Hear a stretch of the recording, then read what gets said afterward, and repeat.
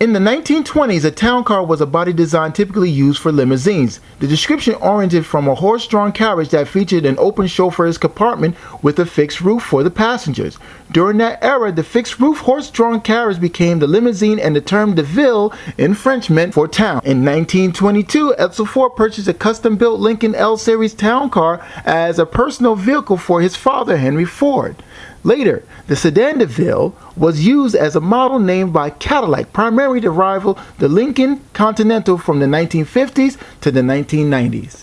For 1981, the Lincoln Towncar was introduced, consolidating the Continental and the Continental Towncar into a single production line. Largely similar to the 1980 Lincoln Continental, the Towncar was offered as a two-door and a four-door. The Town Coupe nameplate was discontinued, largely overshadowed by its Mark VI counterpart. The Towncar two-door was discontinued for 1982 as the Mark VII was introduced in 1984. Lincoln paired its full-size car lineup solely to the Towncar four-door sedan.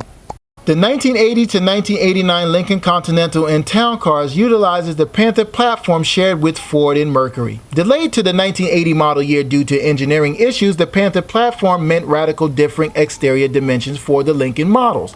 Although extended 3 inches in wheelbase over its Ford, Mercury, and Mark counterparts, the 1980 to 89 versions would have the shortest wheelbase ever used for a full-size Lincoln at the time, 10 inches shorter than its 1979 predecessor. The 1980 Continentals and Town Cars were the shortest Lincoln since the Lincoln Facade.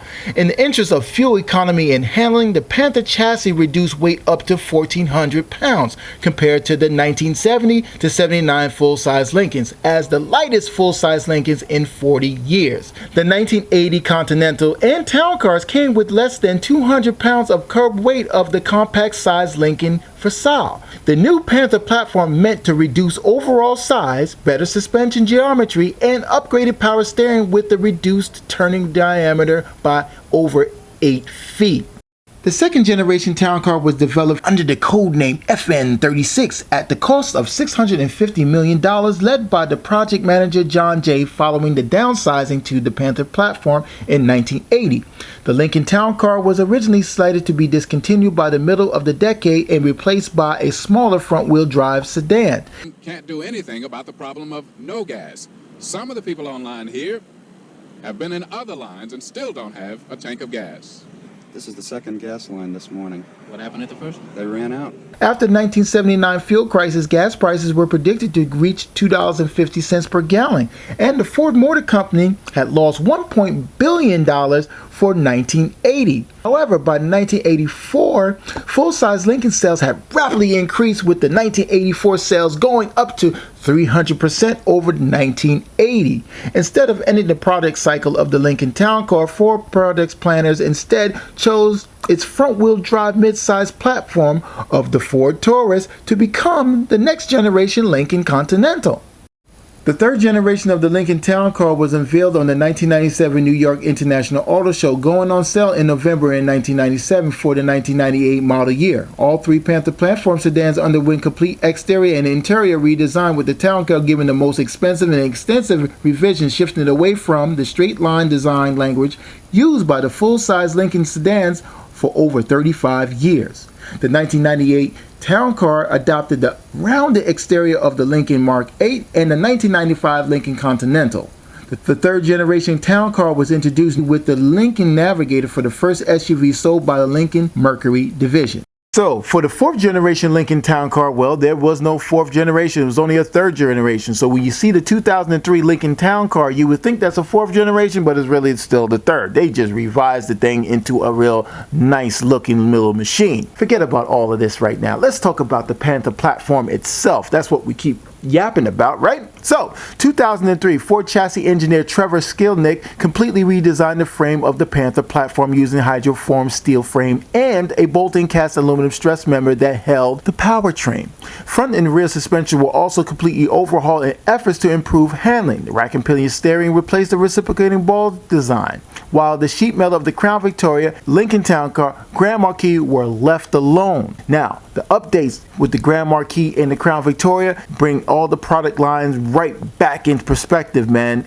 You know I can't end this video without looking at a Lincoln Town Car. Man, it's sitting low, no airbags. All right, so it got 4 flats all the way around. The interior is good on it. It got a dent here. It needs a grill and a headlight and the typical rust spot that's over here by the gas tank right there. Quite doable, not bad. It's not leaking. I don't see no fog or no mist, so that's cool. It's been registered in 2015. The interior is not ripped at all, so we're good on that. That's the part that I really care about. It does have another little rust spot right there. That's typical. Again, you know, just change the fender out or repair it. More likely I change the fender out, and then that's about it. So we're just trying to knock on the door. Ain't nobody there. Just trying to see if anybody is in there. So let me go knock and we'll check you out on the next video. We had a situation where someone knocked off the side mirror and just kept it moving at night. All right, so you take off the panel and everything, right? You install it and everything, but you make a mistake and you break this because it's cold out.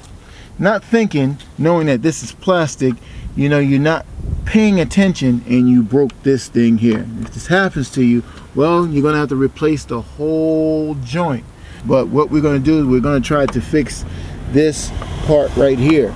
All right, first you assess the situation and you're like, now this is plastic, you can see there. Now you're just gonna use some scrap metal that's laying around if you got some. So let's go ahead and find some and get this going. So I'm gonna use this. I shouldn't use it, but man, I need a door to open. We're gonna cut this thing here.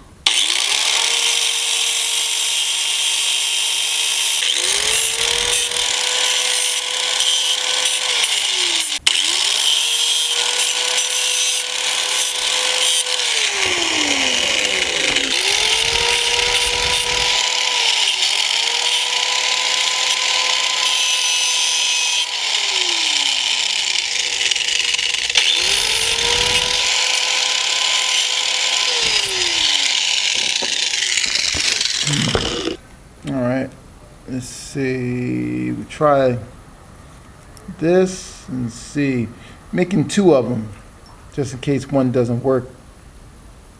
Now we drill some holes and see if we can make it work.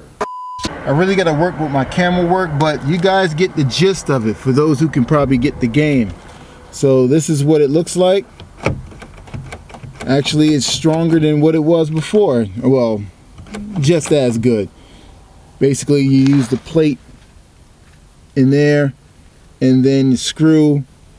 Everything got to be kind of pre-drilled and everything like that. I really didn't measure much of anything. You just got to, you know, use your noodle a little bit, and you know, that's really the ending result with that.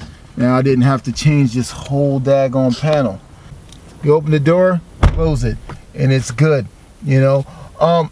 Take note, man, when you're taking off this panel, man, do not break this thing here, man. You know, open the door, wiggle it through. You know what I mean? It was cold out for me. I wasn't paying attention. I had to go ahead and get this thing out, and I'm trying to do this thing fast. Please take your time. You know what I mean? You don't want to break that. But if you do break that, you know what you can do. 9 times out of 10, the top piece will break versus the bottom. The bottom is really, really sturdy. But the top one, you see what you could do. Just go ahead and get a piece of metal, thin, go over there and just make it happen like that, man. And it'll be legit. So, thank you guys for watching this episode of Build Something TV. But if you guys want to check out some more stuff, like me building on motorcycles, customizing, making a cafe racer, doing engines on motorcycles. But my specialty is really like to do Crown Victorias, but at this time it's on a pause because of the weather and it's cold out.